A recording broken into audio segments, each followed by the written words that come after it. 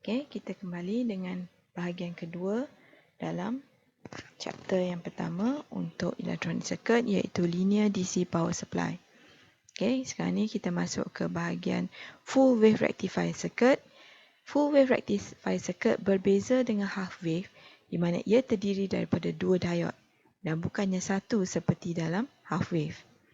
Okey, dan kita akan lihat bentuk gelombang keluarannya juga berbeza berbanding dengan half wave rectifier. Okay.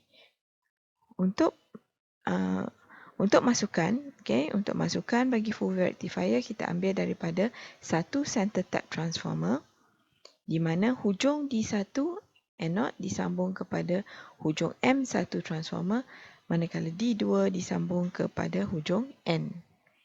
Okay. Semasa kita positif, titik N adalah bernilai positif manakala titik N adalah bernilai negatif.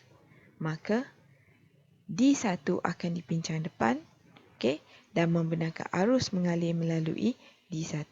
Manakala untuk D2, kerana sini anodnya adalah lebih negatif, maka ia akan menghalang arus daripada melaluinya.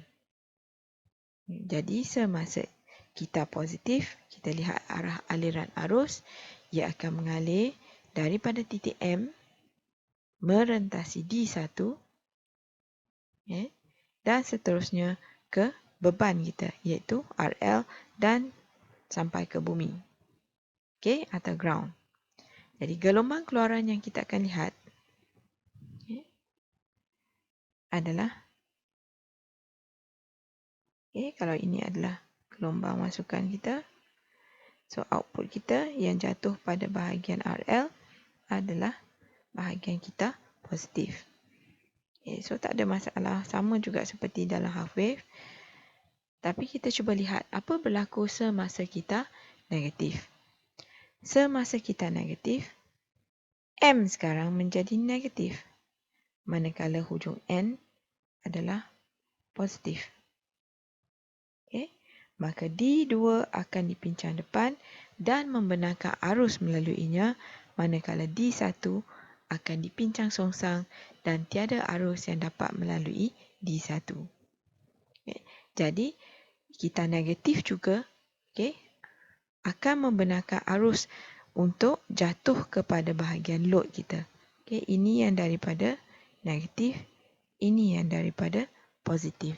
So, pada output kita lihat bahawa kita negatif tu seolah-olah disongsangkan menjadi positif.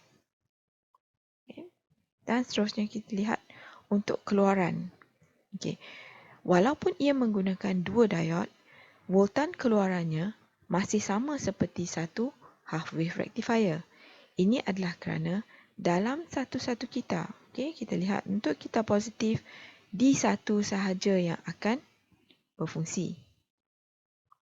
D1 sahaja yang akan berfungsi, manakala semasa kita negatif, D2 sahaja yang akan berfungsi. So, pada satu-satu kitar, hanya satu diode yang akan berfungsi. Kita lihat. Jadi, keluaran, voltan output adalah voltan input atau masukan tolak dengan nilai kejatuhan voltan pada satu diode. V out, V pada satu diode. Jadi ini adalah dengan anggapan diode yang digunakan adalah jenis silikon, maka kita tolak 0.7. Jadi kalau masukan kita adalah 12 volt, maka 12 volt tolak dengan 0.7, kita akan dapat 11.3. Simple kan? Untuk frekuensi, kalau untuk full wave dia berbeza dengan untuk half wave.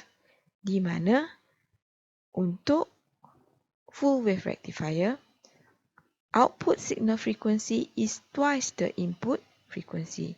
Dalam kata lain, F output sama dengan 2 kali frekuensi untuk input.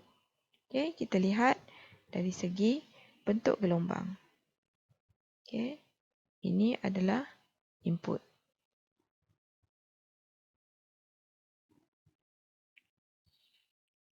Manakala untuk output, kita dapat bentuk yang negatif sekarang ni menjadi positif. Hilang pula. Jadi, kemudian kita lihat dari segi kitar. Untuk input, bermula dari sini sehingga ke sini. Ini adalah kitar untuk input. Manakala untuk output,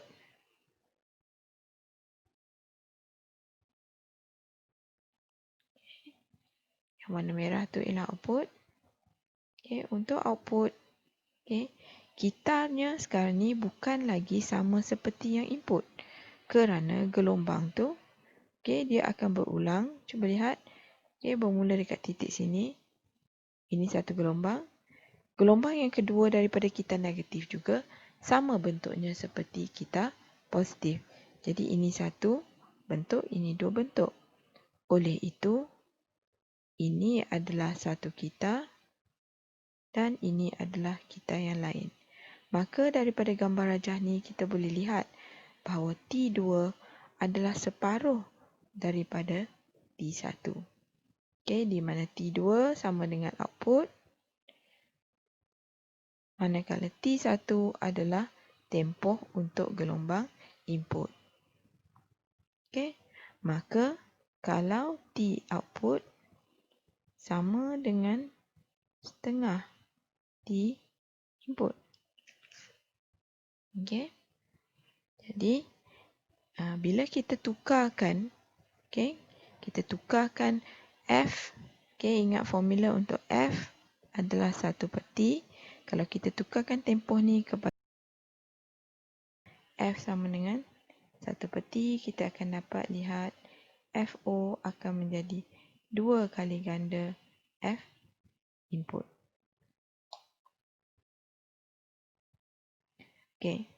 Rectifier jenis ketiga adalah bridge rectifier. Bridge rectifier, dia ada 4 diode. Lagi banyak diode berbanding dengan full wave rectifier. Tapi bridge rectifier ni juga sebenarnya adalah full wave rectifier. Kerana bentuk gelombangnya sama seperti full wave. Di mana ia akan membenarkan keseluruhan gelombang AC melalui sesuatu litar terus kepada bahagian load kita. Kita lihat bagaimana bentuknya. Bridge rectifier adalah 4 diode yang disusun dalam bentuk seperti satu jambatan. Kena ingat bagaimana susunannya. Jangan, kalau lukis terbalik dia dah akan jadi fungsinya berbeza. Kita lihat bagaimana satu bridge rectifier berfungsi. Disambungkan kepada transformer di sini. Semasa kita positif. Semasa kita positif, kita lihat yang warna merah ni. Hujung M ni, hujung di sini. Hujung ini akan menjadi positif. Ini akan menjadi negatif semasa kita positif. Jadi, arus mengalir melalui sini. Sampai ke titik A. Dia tidak akan pergi ke D4. Dia tak akan pergi ke D4 kerana yang ni bernilai positif, ini adalah katot. Jadi ia akan pincang songsang di sini. Jadi dia akan melalui diode D1.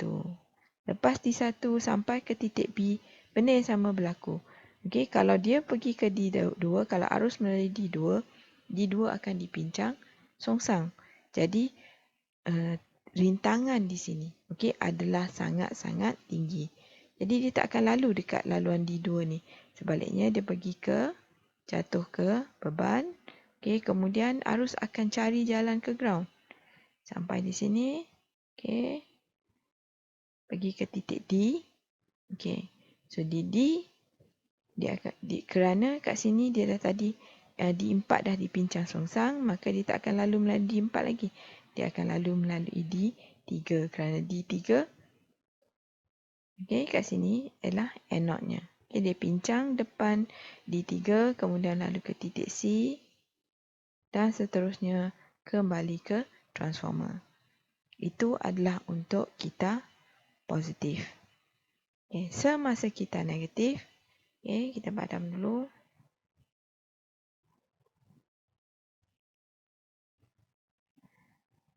Semasa kita negatif,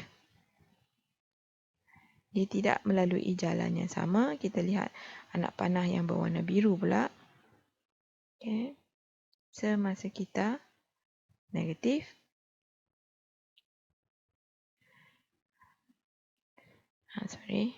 semasa kita negatif, di sini akan menjadi negatif dan di sini menjadi, hujung ini menjadi positif.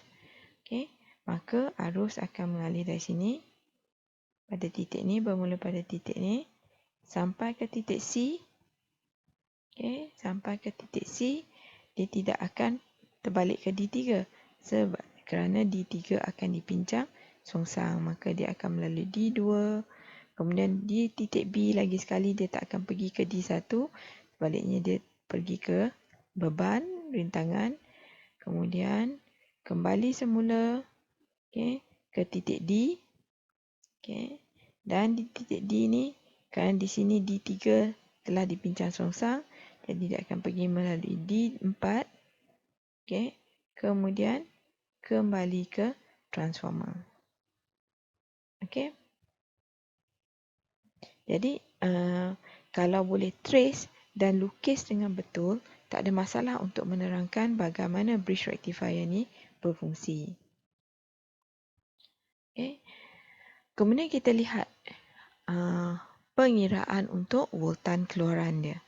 Oleh kerana pada satu-satu kita, okay, contohnya untuk kita positif, okay, semasa kita positif, dua diode akan on pada satu-satu masa, iaitu D1 dan D3. Maka voltan akan jatuh di D1, dia akan jatuh 0.7, di D3 pun dia akan jatuh 0.7. Jadi jumlah kejatuhan voltan ialah 1.4 volt. Okay. Maka keluarannya untuk VM, V output okay, V output akan sama dengan VM tolak 1.4. 1.4 kenapa? Kerana dua diode akan on serentak dan di setiap diode akan jatuh 0.7. Kita campurkan, maka kita akan tolak 1.4 volt. Okay. Sama juga untuk kita negatif. Semasa kita negatif, okay, dia akan onkan D4 dan D2. Dua diode juga. So, 0.7 di sini, 0.7 di sini, dia akan tolak 1.4 volt. Okay. So, itu adalah untuk bridge rectifier. Okay. Jadi, bridge rectifier ni yang banyak digunakan dalam nita. Okay. Walaupun dia ada juga keburukan dia, tetapi kerana ia lebih boleh diharap dan biasanya bridge rectifier ni orang tak akan bina daripada 4 diode seperti yang kita lihat dalam nita ni. Sebaliknya, mereka akan gunakan bridge rectifier IC. Okay. Dalam bentuk IC yang diperbuat daripada silikon. So, ini adalah bentuk bridge rectifier IC yang kita boleh lihat dalam lab dan kadang-kadang juga kita boleh lihat dalam bentuk ni. Okay. So, ianya adalah saiznya kecil. Saiznya kecil, small size, easy to connect in a circuit dan juga kos yang rendah. Boleh dapat dalam, kalau kita beli banyak tu boleh dapat dalam harga kurang daripada RM1. Okay. Dan bridge rectifier IC are also highly reliable. Banding kalau kita nak sambung diode tu, kadang-kadang satu diode rosak atau kita terbalik, nita tidak dapat berfungsi dengan betul. Okay. So, kita lihat. Bridge rectifier ada advantages dia di mana kecekapan atau rectification efficiency of full wave rectifier is double of that of half wave rectifier. Kerana dia rectify kita negatif dan kita positif, maka kecekapan dia adalah lebih tinggi.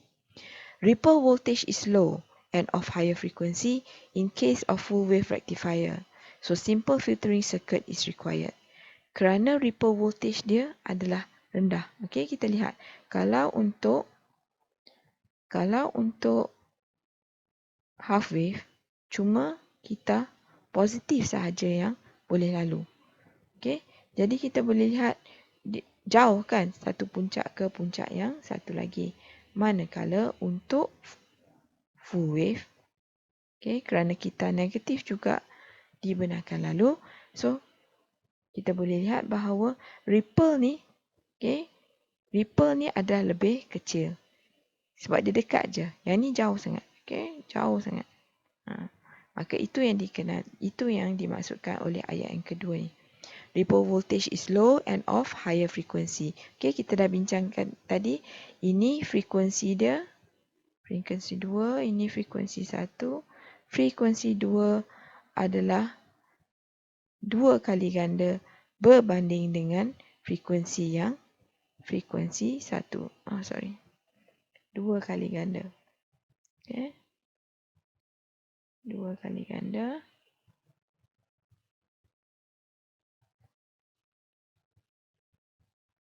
Frekuensi input. Okay. Advantage yang ketiga, higher output voltage, higher output power. Okay, kita akan dapat voltan keluaran yang lebih tinggi.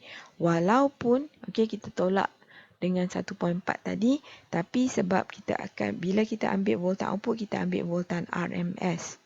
Okay, bukan voltan peak. Maka keluaran power ataupun kuasa keluaran dia juga akan lebih tinggi. PIV atau peak inverse voltage juga adalah lebih tinggi untuk rectifier jenis center tap. Jadi ia sesuai untuk high voltage applications, untuk penggunaan voltan tinggi. Apa yang dimaksudkan oleh PIV atau peak inverse voltage adalah specified maximum voltage that a diode rectifier can block. Ini adalah voltan maksimum yang boleh dihalang oleh diode, sesuatu diode. Jadi untuk bridge rectifier, nilai itu adalah lebih tinggi. Keburukan untuk bridge rectifier adalah ia memerlukan 4 diode.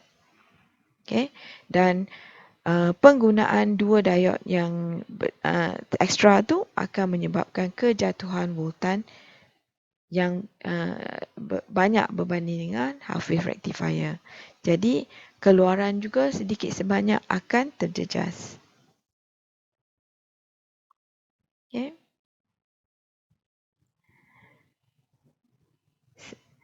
Dan seterusnya kita akan lihat blok yang ketiga dalam DC power supply. Kita dah lihat transformer, kita dah lihat rectifier. Seterusnya kita lihat bahagian filter.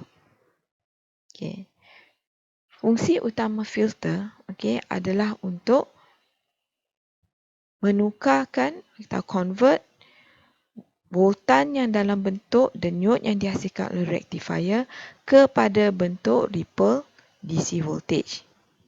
Atau kalau boleh kita nak dapatkan dalam bentuk pure DC voltage.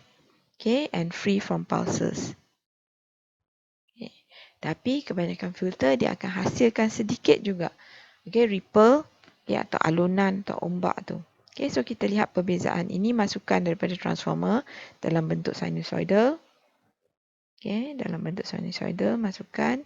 Seterusnya bila masuk dalam rectifier, keluaran dia adalah dalam bentuk pulse atau denyut. Bila dia keluar dekat filter, kita akan dapat dalam bentuk ripple. Jelas ya?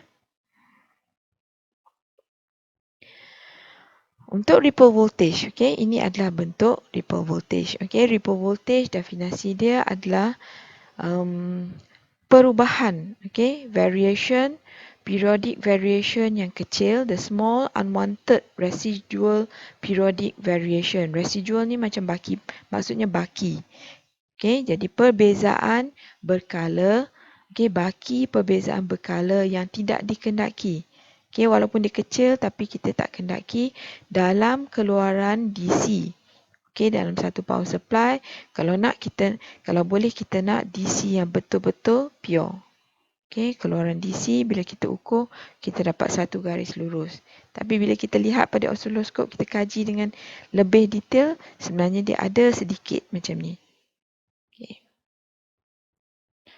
So, ada 4 jenis filter yang akan dibincangkan, iaitu yang pertama ialah C filter.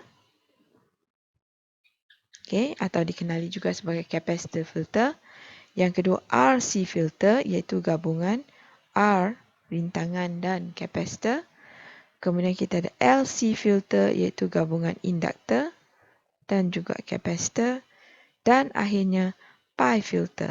Okay, pi ni sebenarnya gabungan dia adalah C tambah L tambah C. Okay, kita akan lihat bagaimana setiap filter ni berfungsi dan juga binaannya. Okay, sebelum tu, kita nak buat satu revision ringkas. Bagaimanakah kapasitor berfungsi? Okay, how do capacitors work? Sebenarnya kapasitor ni berfungsi seperti satu bateri yang boleh dicas semula. Okay, tiny rechargeable battery with very low capacity. So dia boleh simpan voltan dalam nilai yang rendah sahaja. Okay, low capacity. Tapi dia bertindak seperti satu bateri. So kapasitor terdiri daripada dua plate, yang tidak bersentuhan, dan di antaranya ada bahan dieletrik, biasanya udara, ataupun seramik. Jadi satu bahagian plate disambungkan kepada bahagian positif bekalan kuasa atau bateri, satu lagi kepada negatif. Yang disambungkan kepada bahagian positif, akan kehilangan elektron. Jadi yang tinggal hanyalah charge positif, manakala di bahagian plate yang bersambungkan kepada terminal negatif, dia akan menarik elektron-elektron menjadikan dia charge negatif. Jadi yang disimpan dalam kapasitor, tenaga elektrik yang disimpan dalam kapasitor adalah dalam bentuk charge elektrik. Dan bila kita sambungkan bateri macam ni, kapasitor tu semua elektron-elektron akan pindah ke plate negatif, manakala yang charge positif akan semua berada pada bahagian plate positif ni. Jadi once is charged, kapasitor akan mempunyai nilai voltan yang sama seperti bateri. Kalau bateri ni 1.5, maka kapasitor tu juga akan mempunyai nilai 1.5. Dan ianya akan discharge, satu apabila kita keluarkan bekalan kuasa ni. Bila dia dah maksimum sampai 1.5 ke 12 volt ke, bergantung pada bateri yang kita gunakan, dia akan mula discharge. Dan dia discharge ke mana? Dia akan discharge ke load. The capacitor will start discharging when we place a load like a resistor across the capacitor. Maknanya kalau dekat sini kita keluarkan bateri ni, sekarang ni kita sambung kepada perintang. Maka apa charge yang disimpan dekat sini akan di-dischargekan dan jatuh di bahagian rintangan. Masa yang diambil untuk charge dan discharge, biasanya sangat-sangat kecil. Kita tak sempat tengok pun. So, kalau dah faham bagaimana kapasitor berfungsi, kita lihat penggunaan kapasitor tu di dalam filter. So, yang pertama, filter yang pertama ialah C filter atau capacitor filter. Dalam capacitor filter, kita sambungkan kapasitor, satu kapasitor, merentasi keluaran daripada rectifier. Tadi kita dah belajar rectifier. Kita ada half wave, full wave semua. Ini adalah keluaran daripada rectifier. Keluaran daripada rectifier. So, kita sambungkan kepada satu kapasitor. Kapasitor tu mestilah selari dengan keluaran untuk litar rectifier. So, apa berlaku ialah bila keluaran daripada rectifier, ingat rectifier, okay, keluaran dia semua positif, ini ialah untuk full wave. Semasa voltan atau arus tu tengah menaik, okay, semasa itu kapasitor C1 akan dicaskan. Okay, semua yang positif sini, negatif di sini. Okay. Capacitor will charge when the voltage from the rectifier circuit is increasing. Okay. Kemudian apabila, okay, ingat ya, keluaran daripada rectifier kita semasa keluaran tu tengah menurun. Okay, when the varying DC voltage from the rectifier is falling, apa yang akan berlaku ialah yang kapasitor yang tadi menyimpan semua charge tu sekarang ni dia akan discharge dan dia tak akan pergi terbalik-balik kepada rectifier. Sebaliknya dia akan discharge melalui R1 kita sini. Okey, jadi apa yang keluar dekat RL ni, keluaran dekat RL, okey, V out dekat sini akan sama dengan V yang tersimpan, voltan yang tersimpan dekat kapasitor. Dan apa yang tersimpan dekat kapasitor akan sama dengan keluaran daripada rectifier. Okey. So, untuk contoh ni kita lihat untuk half wave rectifier. Okey. Ini keluaran daripada half wave.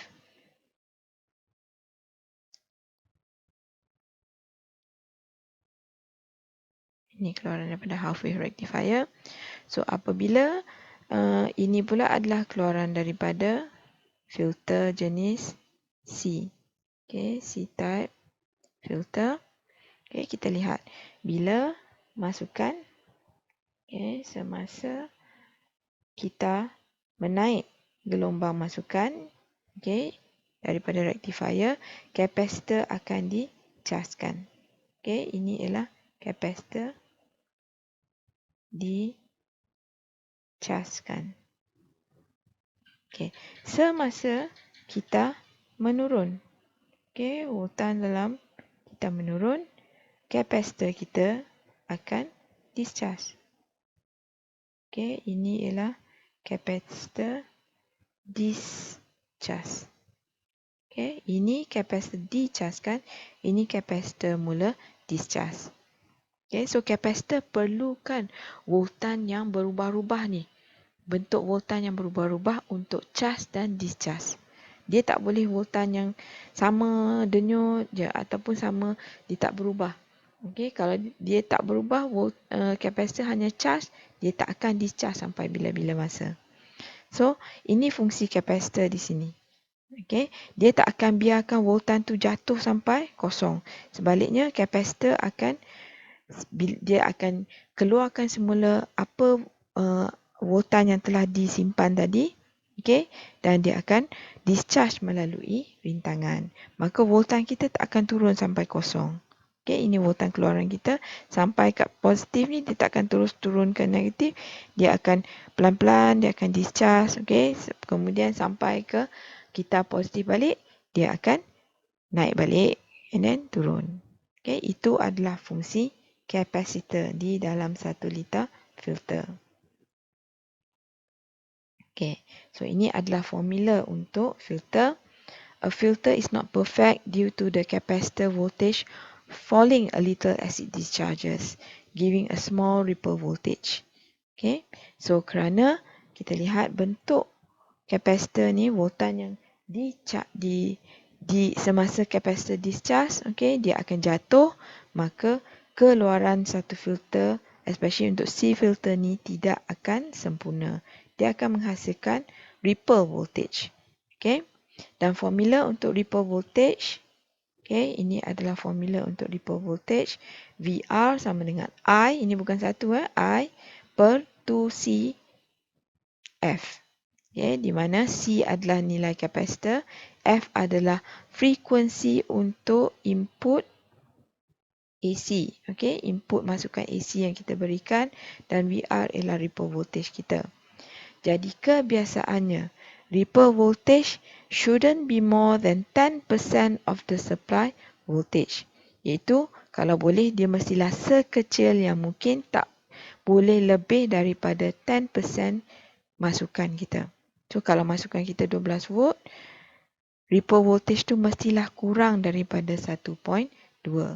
Tapi dalam litar yang ideal, acceptable ripple voltage, nilai voltage ripple yang diterima mestilah dalam julat 100 mV peak to peak sahaja. 100 mV sahaja.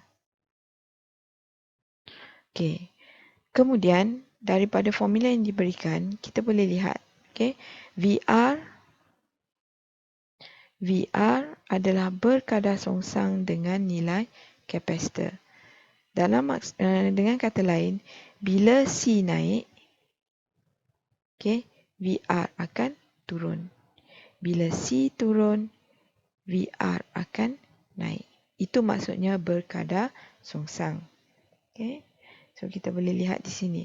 A larger capacitor will give less ripple. The capacitor value must be doubled when filtering half wave DC.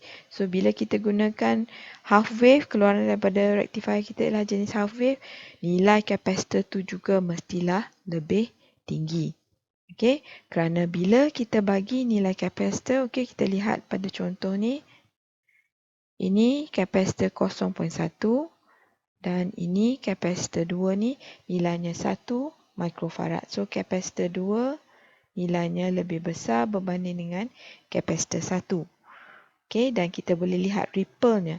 Untuk kapasitor 2 yang nilai lebih besar, ripple-nya, kejatuhan voltan kat sini taklah terlalu tinggi. Tapi kalau untuk C1, kita lihat voltan jatuh dah hampir nak ke nilai kosong dah. Ini ialah untuk C1. Kemudian ini adalah untuk C2. Jadi, nilai kapasitor yang lebih tinggi memberikan ripple yang lebih rendah.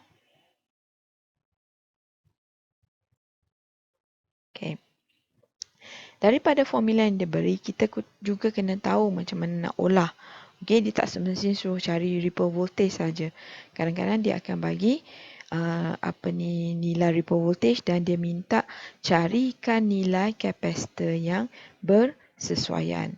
Jadi daripada formula asal, iaitu VR sama dengan I per 2CF.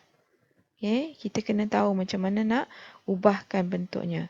So dalam soalan ni, what should be the capacitance to appropriately filter a 24 volt peak to peak AC signal with a frequency of 60 Hz and a current of 1 ampere. So dia minta cari nilai kapasitor yang bersesuaian untuk filter satu isyarat AC dengan nilai 24 volt peak to peak, frekuensi 60 Hz dan arus 1 ampere. So daripada formula ni kita kena ubah C menjadi tajuk. So kita bawa VR turun ke bawah. 2 ni kekalkan.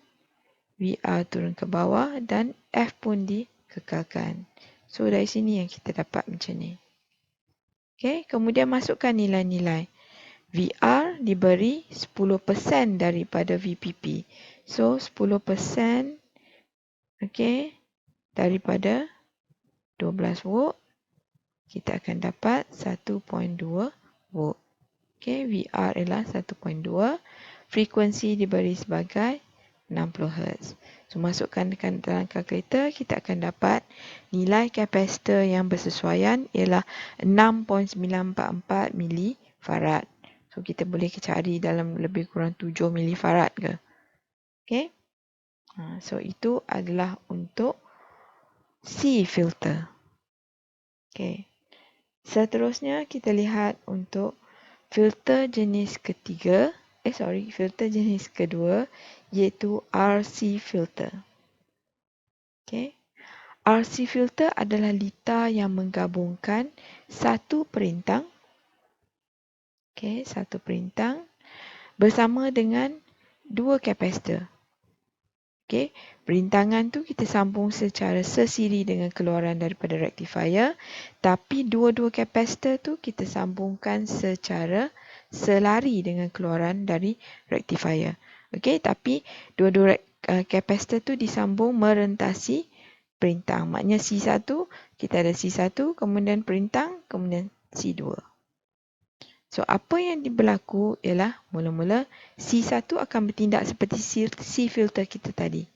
Okey, dia akan kurangkan pulse tu menjadi bentuk ripple.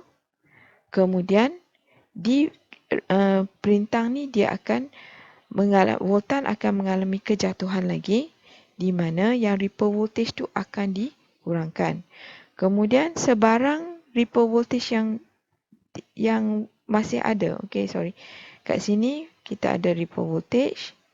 Okey, selepas C1 masuk ke perintangan. Okey, kerana rintangan dia akan membenarkan DC saja, jadi ripple voltage kita dah semakin kecil. Lepas tu apa yang tinggal kat sini akan ditapis lagi oleh C2. Okey, maknanya daripada sini dia akan dah jadi hampir straight. Tapi ada keburukan untuk RC filter ni kerana penggunaan perintang, maksudnya voltan akan jatuh lagi dekat rintangan ni. So kalau rintangan ni mungkin menyebabkan kejatuhan voltan sebanyak 1 volt, maka V out terakhir kita daripada V in 12 volt, tolak dengan kejatuhan dekat rectifier, tolak lagi dengan VR, okey, barulah kita dapat voltan output kita. So itu adalah keburukan RC filter. Okey. Saya ulang lagi sekali ya. Untuk RC filter di sini, okey, dia akan kurangkan daripada rectifier dalam bentuk, contohnya kita gunakan half wave. Okey. C1 ni akan kurangkan supaya dia jadi bentuk ripple voltage. DR, ripple voltage ni akan dikurangkan lagi. Okey, ripple voltage ni akan dikurangkan sebab dia dah jatuh. Okey, kejatuhan voltan dia akan kurang. Tapi masih ada. Sampai dekat C2. Okey. C2 akan tapis lagi sebarang ripple yang ada kepada hampir garis lurus. Okey. Dan akhir sekali untuk filter kita lihat pi filter. Okey. Kerana untuk RC filter tadi saya telah cakap bahawa kejatuhan voltan pada R menyebabkan voltan output kita semakin kecil, maka ianya digantikan oleh pi filter untuk kurangkan kejatuhan voltan tu. Kita tak gunakan rintangan, sebaliknya kita gunakan induktor. Okey, bentuk dia sama macam RC juga, dan kenapa dia dipanggil pi sebab bentuk dia. Okey, bentuk dia nampak induktor, kapasitor. So sama macam pi. Okey.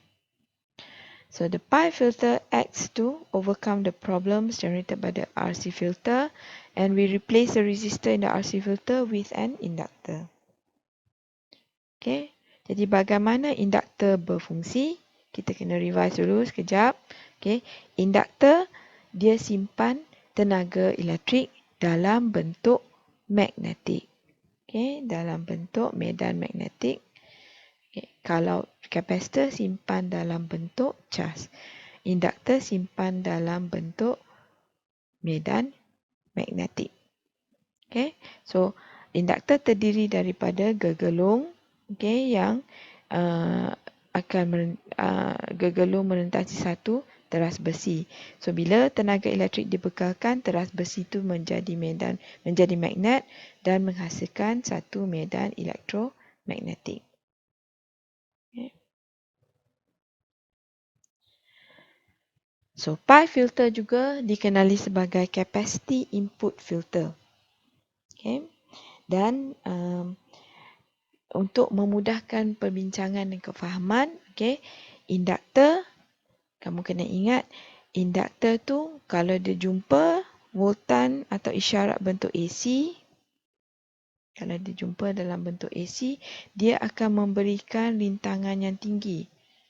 Okay, reactance induktor terhadap AC adalah sangat tinggi, tetapi DC adalah sangat rendah. Dalam kata lain, dia tak bagi AC lalu, tapi dia bagi DC lalu. Kapasitor pula terbalik daripada induktor. Okay. Untuk kapasitor, dia mempunyai reactance atau rintangan yang rendah kepada AC. Maksudnya dia bagi AC lalu. Tetapi dia memberikan high reactance to DC. Maknanya untuk kapasitor, untuk kapasitor dia akan bagi AC lalu. Tapi DC dia tak bagi lalu. Kalau untuk induktor, AC dia tak bagi lalu, DC dia benarkan. Yang ni penting kamu ingat yang sifat ni. So apa yang berlaku dalam litar ni, ingat kerana AC benarkan kapasitor benarkan AC lalu. So daripada rectifier, keluaran daripada rectifier masih dalam bentuk pulse, ini menyerupai AC sebab dia ada perubahan, dia ada perbezaan. Perbezaan tahap voltan. Maka kebanyakan bentuk ripple ni, bentuk pulse ni akan melalui C1. Yang lalu ke induktor kebanyakannya dalam komponen DC. Sebab induktor dia akan block dalam bentuk AC. So apa ripple atau apa bentuk yang berubah-ubah kat sini semua lalu melalui C1, yang lain tu baru lepas ke L. So keluaran daripada L, keluaran dah kurang dah ripple. Lepas tu sampai kat C2, C2 akan tapis lagi. Sebarang ni yang kecil-kecil ni dia akan tapis lagi. Sebab dia bagi AC lalu. So yang keluaran, yang alunan ombak-ombak inilah bahagian AC-nya. So AC lalu dekat sini dan yang lain tu DC akan lalu kat sini. So akhirnya keluaran yang kita dapat adalah satu keluaran yang hampir tiada ripple langsung ataupun smooth DC output. So ini yang diterangkan dalam keluaran dalam bahagian sini. Untuk pi filter.